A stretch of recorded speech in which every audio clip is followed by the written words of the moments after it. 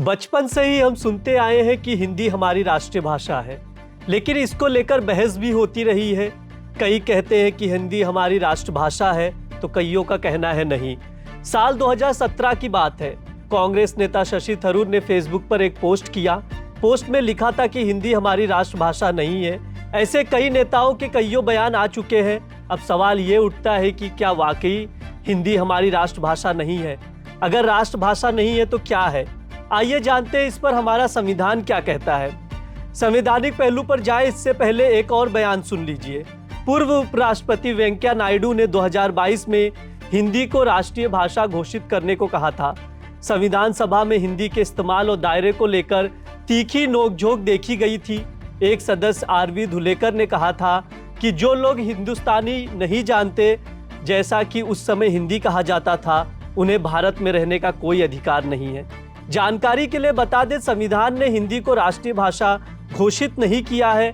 इसने अंग्रेजी के साथ साथ हिंदी को भी आधिकारिक भाषा का दर्जा दिया है। आर्टिकल 343 कहता है, देवनागरी लिपि में लिखी हिंदी अंग्रेजी के साथ सरकार की आधिकारिक भाषा है। राष्ट्रपति महात्मा गांधी ने साल 1917 में सबसे पहले हिंदी को राष्ट्रभाषा के रूप में मान्यता दी थी। इसके बाद 14 सितंबर 1949 को संविधान सभा ने एकमत से इसे राजभाषा का दर्जा देने को लेकर सहमति जताई। इसको लेकर अदालत ने क्या क्या कहा है वो भी जान लीजिए। साल 2010 में गुजरात हाई कोर्ट में इसी तरह की एक पीआईएल दाखिल की गई थी, जिसे हाई कोर्ट ने खारिज कर दिया था। याचिका में वस्तुओं की कीमत, इंग्रेडिएंट्स और मैन्युफैक्चरिंग डेट हिंदी में अनिवार्य रूप से छापने का निर्देश देने की मांग की गई थी। इस मांग का आधार ये था कि हिंदी राष्ट्रीय भाषा है।